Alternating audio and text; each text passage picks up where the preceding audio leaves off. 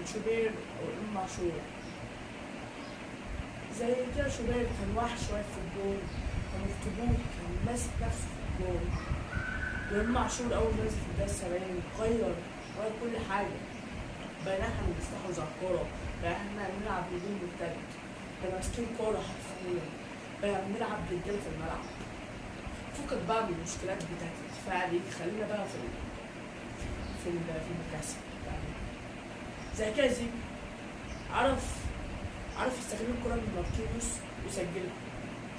والله أي واحد غيره كان ممكن يضيعها عادي، بس ده لاعب عنده ثقة في نفسه، يقدر يمسك كورة في الملعب، وحش. وطبعا يعني بجد والله أنا فخور اللي بجد شوبير اللي يصد كورة ياما زي دي. طبعا إمام عاشور اللي غير كل حاجة في الملعب. بقينا بنطلع هجمات، بنستحوذ على حاجة اسمها كورة، بقى فيه هجوم مرتد، بقى فيها لعبة حلوة. ما يهمكش بقى خسرنا كل واحد بسبب دفاع، بسبب بتاع. احنا أهم حاجة عندنا احنا عملنا اللي علينا، وربنا يوفقنا إن شاء الله ماتش بلجيكا.